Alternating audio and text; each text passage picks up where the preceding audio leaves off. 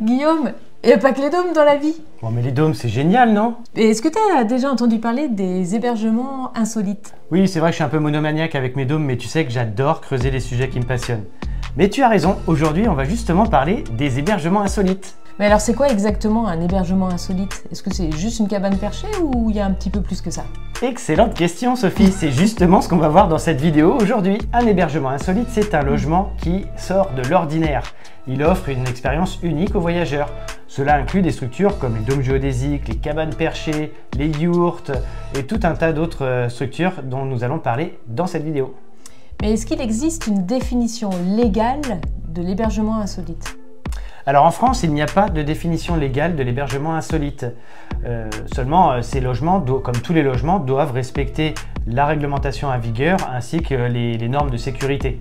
Ils peuvent être classés sous différentes catégories comme les habitations légères de loisirs, HLL, ou les résidences mobiles de loisirs selon leurs caractéristiques. Ok, et qu'en est-il en Belgique? En Belgique, depuis le 2 mai 2019, dans le Code wallon, il est précisé la notion d'habitat léger et ça définit des normes minimales en matière d'habitabilité et de salubrité et de sécurité. Donc si je comprends bien, même si ces hébergements sont insolites, atypiques, il y a quand même une réglementation autour. Tout à fait, il faut absolument se reporter au PLU de votre commune, se renseigner auprès du service de l'urbanisme afin de savoir quel type de réglementation s'applique à votre terrain et à votre projet en fonction de son zonage et des caractéristiques de l'hébergement insolite que vous prévoyez d'installer sur ce terrain.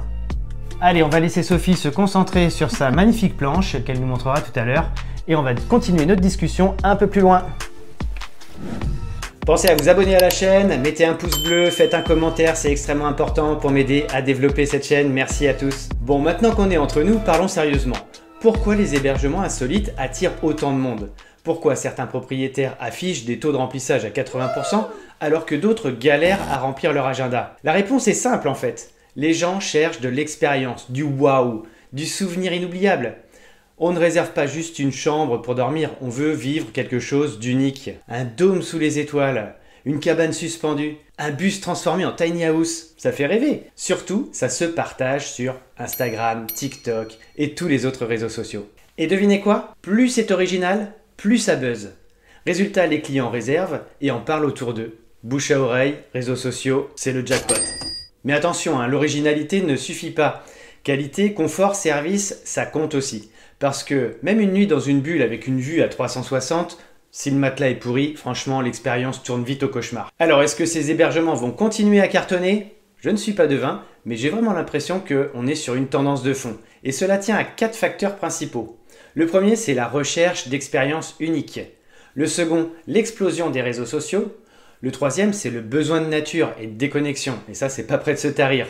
Et enfin le quatrième, la rentabilité de ces hébergements qui est vraiment exceptionnelle. On détaille ça ensemble, point par point. Alors oui, on le disait il y a un instant, aujourd'hui, un simple lit et un petit déjeuner, ça ne suffit plus. Ce que recherchent les voyageurs, c'est une expérience inoubliable. Par exemple, dormir dans un dôme face à un paysage grandiose, ou se réveiller perché dans une cabane au sommet des arbres. Se laisser bercer par le bruit de l'eau dans un lodge flottant, vous imaginez? Ça me tente bien, je crois que j'ai bien envie de tester ce concept. Cette expérience unique, c'est ce qui permet aux propriétaires de proposer des prix bien plus élevés qu'un hôtel standard. Parce que les gens ne réservent pas une simple nuit, ils réservent un souvenir, une histoire à raconter. Faut pas se leurrer, hein, on est tous fiers de partager une adresse et une expérience unique à nos amis. Cela fait de nous des explorateurs à la pointe de la tendance. Un prix élevé et justifié participe de cette valeur. De ce côté happy few, comme un bungalow aux Maldives pour une lune de miel par exemple. Alors soyez créatifs et souvenez-vous de Baudelaire, ciselez votre offre à la manière d'un sonnet. Ici tout n'est qu'ordre et beauté, luxe, calme et volupté. Le résultat, les voyageurs sont prêts à payer plus cher et surtout à revenir parce que l'expérience, c'est ce qui crée aussi l'adhésion et la fidélité.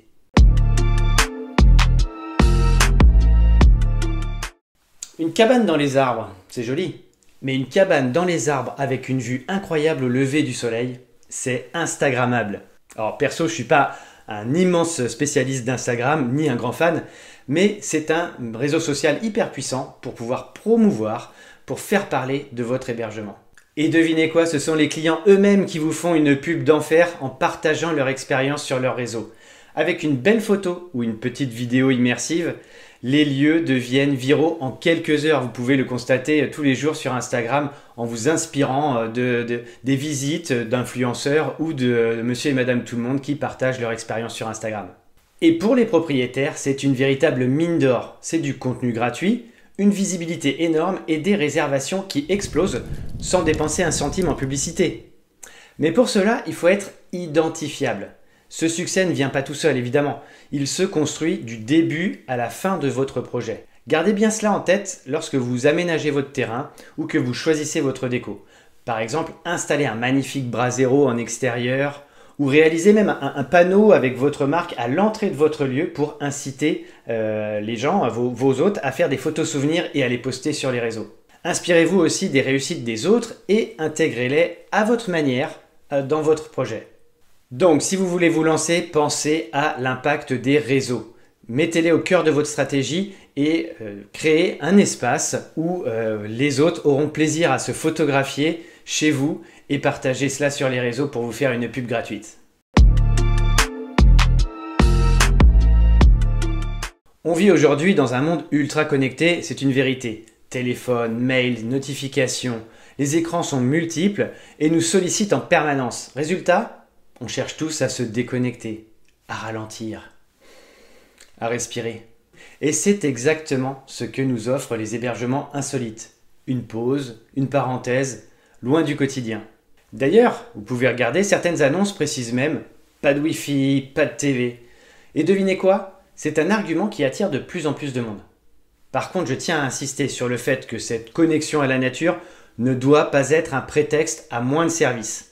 Le niveau de prix affiché par les hébergements insolites doit aussi refléter une qualité d'accueil qui donne envie de revenir. J'ai vu trop de logements où ce principe n'était pas respecté, franchement. J'ai déjà entendu pas mal de déceptions sur ce rapport qualité-prix qui est parfois insuffisant. Et ça, c'est vraiment un point d'attention parce que l'avenir de notre marché dépend exactement des expériences qu'on crée et du souvenir qu'on laisse à nos hôtes.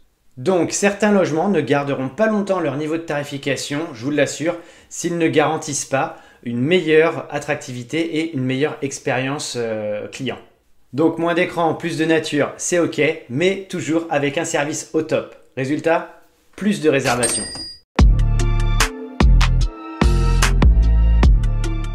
Ok, maintenant parlons chiffres. Pourquoi les hébergements insolites sont une excellente opportunité pour les investisseurs et les futurs propriétaires? Même si le marché de l'immobilier a légèrement baissé ces derniers mois, la tendance est déjà à la reprise. Un investissement dans la pierre de manière classique demande beaucoup de temps, des connaissances et beaucoup de capitaux, voire des emprunts bancaires.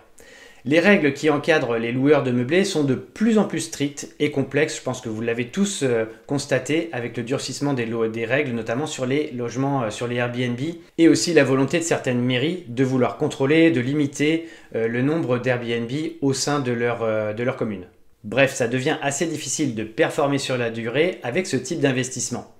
Les rentabilités de plus de 10% deviennent vraiment de plus en plus difficiles à atteindre et demandent une vraie expertise, un pool d'artisans qualifiés pour réaliser vos projets.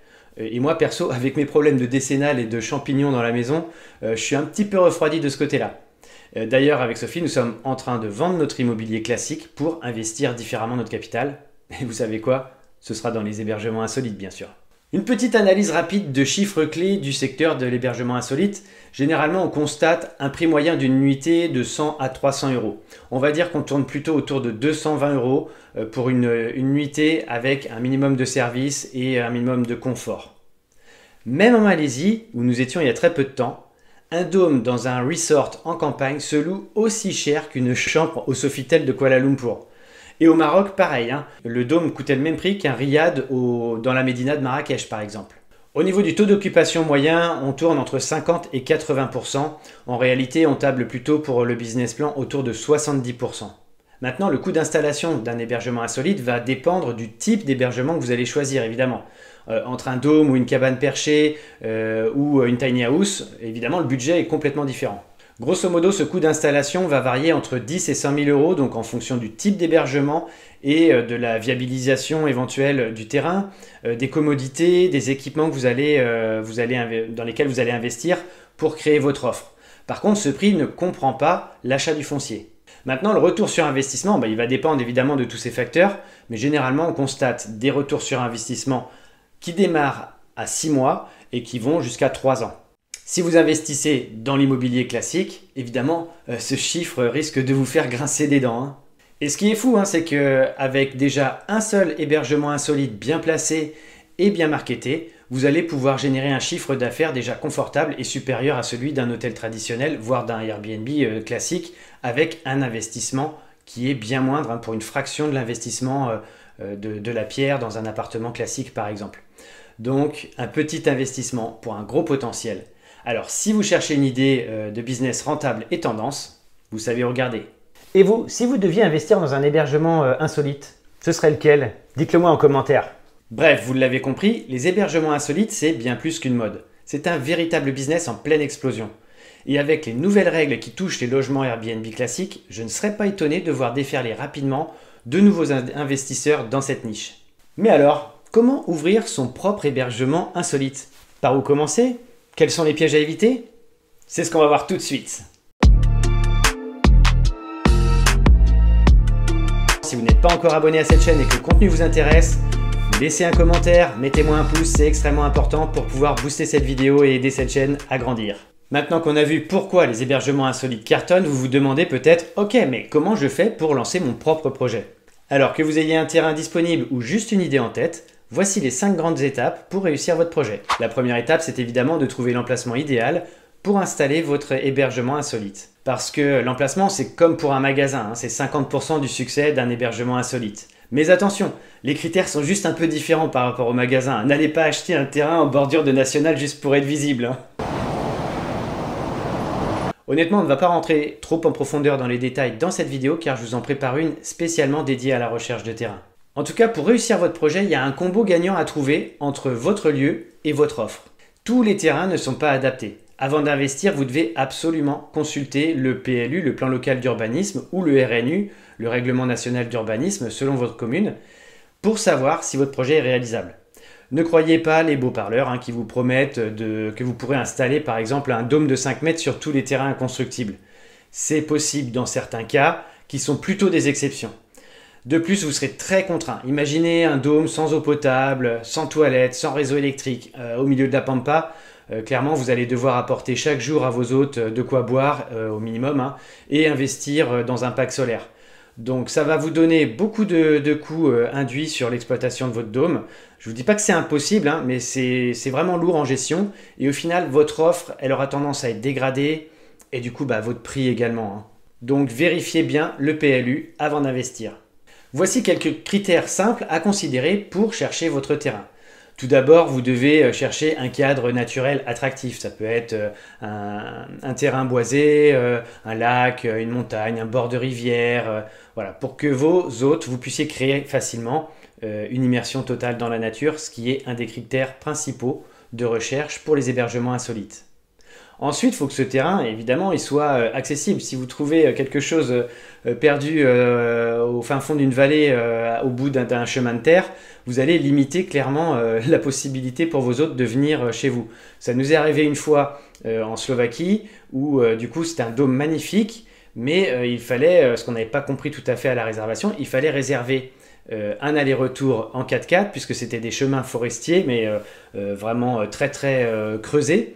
Donc nous avec notre petite voiture de location c'était impossible d'aller jusqu'au dôme. Donc voilà, on était tributaire de nos hôtes et de cet aller-retour qu'on a dû payer en supplément pour pouvoir atteindre le dôme. Donc l'accessibilité c'est vraiment un critère important aussi, ne serait-ce que d'avoir un parking par exemple à l'entrée de votre terrain pour que les gens puissent se garer tout simplement. Donc une route praticable, un bon parking, sans non plus être, comme je vous le disais avant, au bord de la nationale.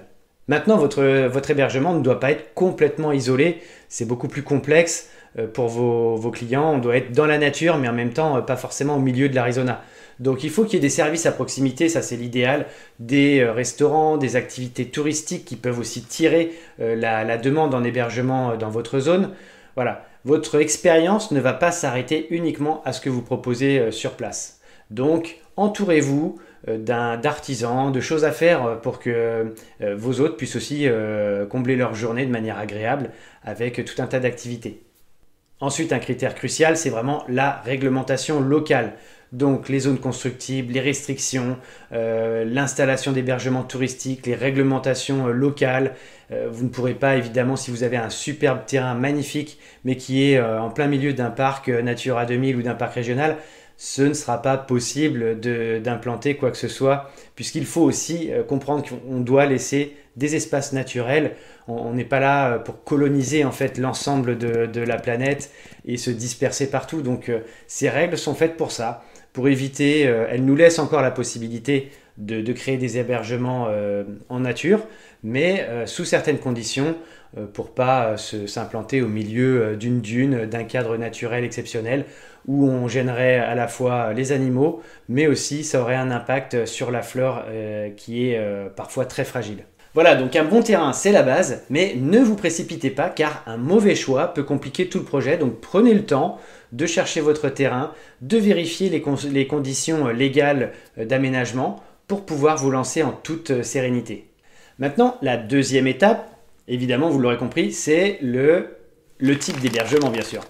Alors maintenant, vous devez choisir le bon type d'hébergement, enfin votre type d'hébergement qui vous fait vibrer, en fait, c'est ça, il n'y a pas de bon ou de mauvais type. Mais ça se trouve, vous avez déjà fait ce choix avant même d'avoir trouvé un terrain. Rappelez-vous que chaque option a ses avantages et ses contraintes, alors choisissez-le bien et que vous soyez en adéquation personnellement avec ce choix.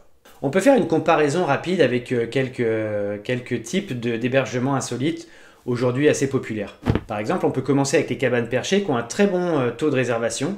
Alors l'effet waouh avec une cabane perchée, il est garanti, il est vraiment phénoménal pour peu que cette cabane soit bien conçue. C'est très recherché par les familles, par les couples.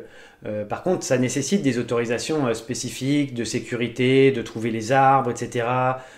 Pour les règles de construction en hauteur. Voilà, donc il y a pas mal de contraintes sur ce type d'hébergement. La maintenance aussi est plus compliquée parce que la personne qui va faire le ménage aura peut-être pas envie de grimper à l'échelle pour aller refaire le lit, changer les draps dans votre hébergement. Donc il faut penser à ça aussi. La sécurité, c'est un aspect extrêmement important. Il y a des coûts induits là-dessus, de vérification annuelle par exemple, de la solidité de la structure.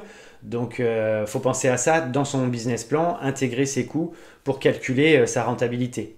Et donc cette accessibilité limitée, elle va aussi limiter votre marché. C'est-à-dire que toutes les personnes, soit qui ont le vertige ou qui ont une mobilité un peu différente, ne vont pas être intéressées par votre offre. Donc vous allez cliver votre offre, ce qui n'est pas forcément un désavantage, mais vous savez exactement qu'en proposant ce type de prestation, vous allez attirer plutôt un public jeune, en forme, etc., qui a envie un peu d'aventure. Maintenant, on peut aussi parler des dômes géodésiques. Leur esthétique et leur côté moderne, le fait que ce soit comme un vrai cocon à l'intérieur, sont clairement des atouts pour ce type de structure. L'investissement est accessible, c'est rapide à installer, c'est facile à maintenir. Donc là-dessus, le coût d'exploitation est vraiment limité. Par contre, attention à l'isolation en hiver et aussi aux fortes chaleurs en été. Donc il faut adapter soit l'environnement où on pose le dôme, soit donc mettre une bonne isolation, mettre un extracteur d'air chaud, voire combiner avec une clim réversible. Donc ce sont des équipements auxquels il faut penser dès l'installation du dôme. Évitez également les ciels transparents pour l'effet de serre et pour l'usure prématurée du PVC transparent. Voilà. La vue aussi est importante pour ce type d'hébergement. Donc si vous avez clairement une vue sur la palissade du voisin, il vaut mieux éviter et prendre une yourte par exemple qui sera moins ouverte sur l'extérieur. Un troisième type d'hébergement insolite qui a le vent en poupe, ce sont les bulles transparentes. C'est une expérience immersive sous les étoiles, c'est plus saisonnier car l'isolation là est inexistante. On peut avoir aussi de la buée à l'intérieur le matin. Donc c'est plus fragile aussi sur le long terme. Le coût de renouvellement, c'est pas très cher à l'achat, mais en fait il y a un coût de renouvellement qui est assez important puisque clairement ça a une durée de vie qui est très limitée. Donc il y a un aspect aussi écologique qui me rebute un petit peu sur les bulles transparentes. Donc voilà, c'est un hébergement qui est très coté aujourd'hui, mais je ne sais pas si c'est un effet de mode qui est durable ou si on peut bâtir vraiment un business sur la durée avec ce type d'hébergement insolite. À voir dans la durée, personnellement je ne suis pas hyper convaincu. Un autre type d'hébergement insolite assez populaire, c'est évidemment la tiny house. C'est facile à déplacer, c'est optimisé pour le confort, c'est plutôt assez cocoon aussi à l'intérieur avec cette ambiance bois, c'est hyper optimisé. Si l'espace est bien pensé, bon, ça peut être très très agréable. Par contre, c'est assez cher et finalement, c'est pas si attractif que ça. Dans les faits, les taux de réservation des tiny house sont bien inférieurs à ceux des dômes, des bulles ou des cabanes perchées. Je pense que c'est plutôt un logement permanent, un style de vie, qu'un hébergement insolite de courte durée. Donc voilà, ça c'est un point à considérer. Certains hébergements sont plus adaptés à la durée et d'autres à la courte durée, à la longue durée ou à la courte durée. Clairement pour moi la tiny house est plutôt dans la longue durée. Alors évidemment, on ne va pas avoir le temps dans cette vidéo de parler de tous les hébergements insolites, mais il en existe plein d'autres évidemment, comme les maisons de hobbits qui sont assez rares, les yurts et tipis, les tentes lodge pour une ambiance safari, les cabanes flottantes, etc. Vous pouvez même combiner plusieurs concepts. Clairement, vous pouvez mettre un dôme flottant, un éco-lodge en hauteur, enfin, il y a plein de possibilités de mixer et de créer une offre encore plus nichée et du coup encore plus attractive pour un certain type de personnes. Après, il faut considérer un autre point, c'est le coût d'opportunité. Plus le coût d'opportunité est élevé et plus vous construisez une offre unique. Par exemple, il est beaucoup plus complexe d'installer une cabane dans les arbres que de poser une bulle au fond du jardin. Du coup, la cabane perchée sera toujours plus rare que la bulle. Et vous connaissez l'adage, ce qui est rare est cher. Mais ce coût d'opportunité peut venir également du style que vous allez donner à votre hébergement. Une ambiance Touareg par exemple avec une déco raffinée et authentique sera beaucoup plus difficile à imiter qu'un ensemble Ikea. Vous voyez le genre, trop de Airbnb ont été colonisés par une déco aseptisée. Vraiment, il est temps de remettre une touche personnelle à ces logements et bâtir votre propre offre unique qui se démarque complètement. Alors si c'est votre truc bien sûr, parce que si vous n'êtes pas trop dans la déco, laissez ça aux autres. Ok, maintenant parlons des règles du jeu, parce que même si votre projet est original, vous devez respecter certaines réglementations pour éviter les mauvaises surprises et bâtir votre business sur des bases solides. Vous devez donc respecter la législation applicable au HLL, c'est-à-dire les habitations légères de loisirs. Grosso modo, il faut considérer 3 éléments. Le PLU ou RNU, encore une fois, c'est lui qui définit les règles applicables à chaque zone du cadastre. Zone nature, agricole, urbaine, etc. Ensuite, il faut considérer la durée d'installation. Par exemple, vous pouvez poser un dôme ou une tiny dans votre jardin pendant 3 mois l'été sans aucune formalité. Par contre, passé ce délai, vous devez avoir une autorisation. Et ensuite, la surface de l'installation. Au-delà d'une certaine surface, la demande de travaux ne suffit plus. Un permis d'aménager ou un permis de construire s'impose. Donc renseignez-vous bien avant d'investir, demandez un certificat d'urbanisme pour votre terrain si vous prévoyez d'en acheter un. Ce qui vous donnera déjà des clés sur savoir ce que vous pouvez faire sur ce terrain. Et surtout, faites cette étape avant d'acheter votre terrain ou d'installer votre hébergement. Ne jouez jamais avec les règles ni avec votre mairie, sinon vous risquez de devoir tout démonter et de perdre l'actif que vous êtes en train de construire. Et là, ça fait vraiment mal.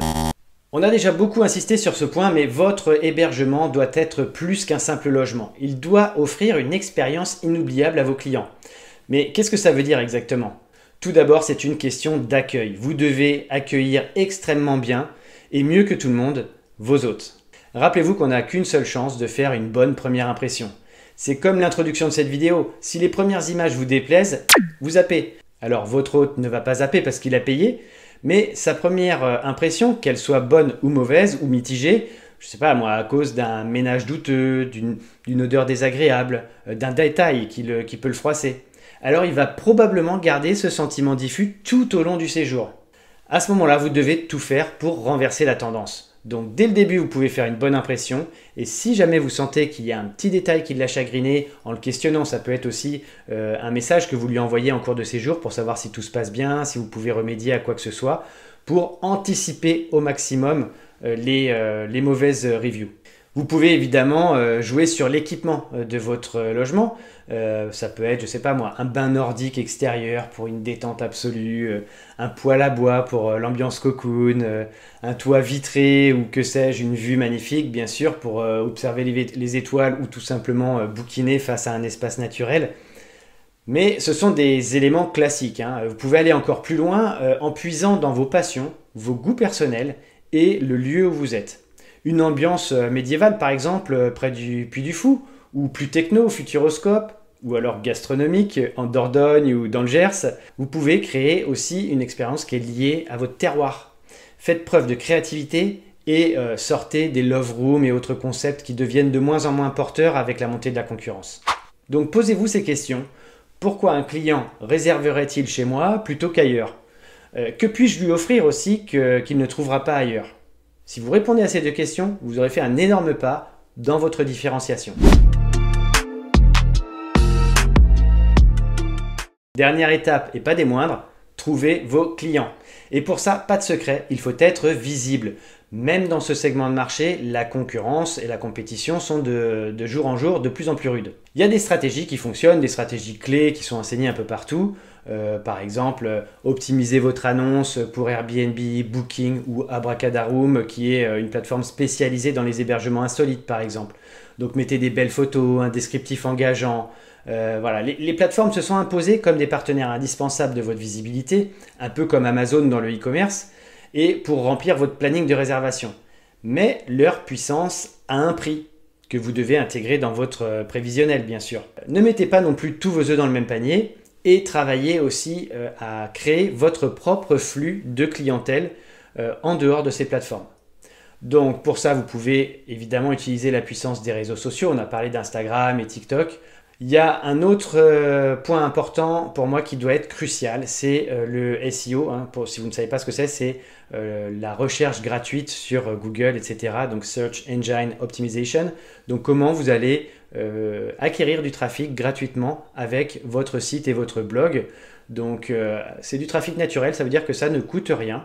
Mais ça demande du travail, des articles, des photos qui vont se référencer dans le moteur de recherche et vous amener des clients. Donc un site internet pour moi c'est le seul lieu qui vous appartient vraiment sur le web. Il doit être au cœur de votre stratégie. Vous pouvez même y coupler une chaîne YouTube par exemple hein, pour justement mettre ces vidéos que vous postez également sur Instagram ou TikTok. C'est le lieu aussi où vous pouvez bâtir votre propre plateforme de réservation et éviter une part non négligeable des commissions des plateformes. Ne négligez pas non plus le maillage local que vous pouvez organiser. Office de tourisme, commerçants, parcs d'attractions, sites touristiques. Aujourd'hui, les réseaux sociaux sont des véritables prescripteurs, donc vous pouvez les utiliser pour remplir votre agenda. Ça demande de se former un petit peu, d'avoir les codes, de comprendre les codes de chaque plateforme qui sont différents. Mais voilà, un seul reel peut devenir viral et littéralement booster vos réservations en quelques jours. Donc si vous êtes prêt à vous lancer dans cette aventure, dites-le moi en commentaire. Maintenant, vous avez toutes les clés pour ouvrir votre propre hébergement insolite. Enfin presque. Parce que si vous êtes comme 90% des gens qui veulent se lancer, vous avez sûrement cette question qui vous bloque encore. Mais où trouver le bon terrain? Je le sais, c'est la plus grosse difficulté. Sans un bon emplacement, impossible de rentabiliser votre projet. Et le problème, c'est que certains terrains peuvent vous coûter une fortune ou être totalement inconstructibles. Mais bonne nouvelle, nous avons créé un accompagnement complet qui vous guide pas à pas pour trouver le terrain idéal pour votre hébergement insolite, sans perdre des mois en démarches inutiles ni s'épuiser en chemin. Vous définissez vos critères et vous êtes accompagné dans la recherche. Alors si vous voulez éviter toutes les galères et trouver votre terrain idéal, cliquez sur le lien en description et rejoignez immédiatement notre accompagnement personnalisé. Faites partie de ceux qui passent à l'action et ne laissez pas votre projet à l'état de rêve.